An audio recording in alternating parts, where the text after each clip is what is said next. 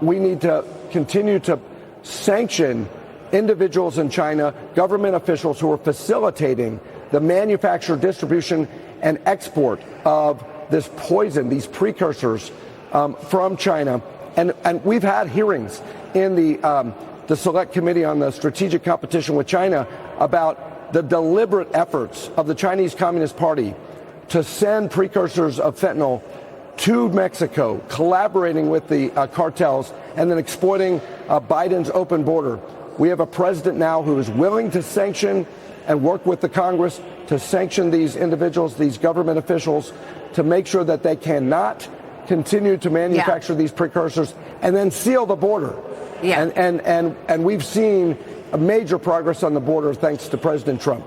Yeah, I understand that. But I mean, right now we are negotiating a trade deal with the Chinese. And, you know, there's a story today in the Financial Times that China is demanding sensitive information in exchange for the rare earth exports.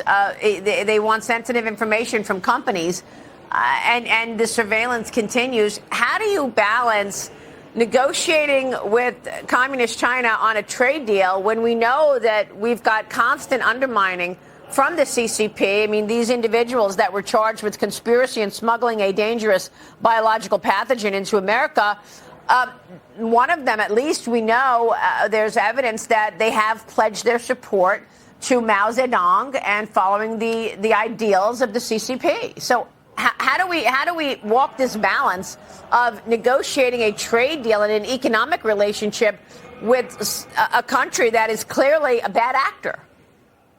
Well, I think President Trump is actually creating leverage to negotiate these issues with the tariffs. The tariffs are actually giving the president greater leverage. We want to give President Trump even more leverage with our outbound investment screening tool. We want to give President Trump more tools of economic statecraft. And we need to stop American investment from going into China to support technology companies and Chinese military industrial companies and companies that surveil the Uyghurs. If we can stop the flow of capital into China, that gives President Trump even more leverage to negotiate on these points.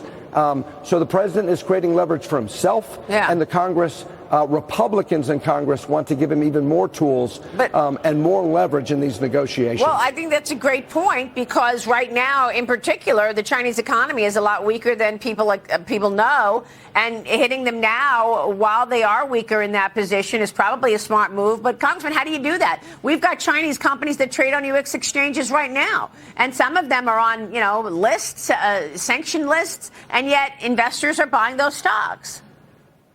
Well, that's right. And that's why we want to give the president additional authorities through the Office of Foreign Asset Control, through the Treasury Department, to sanction these companies that threaten American national security.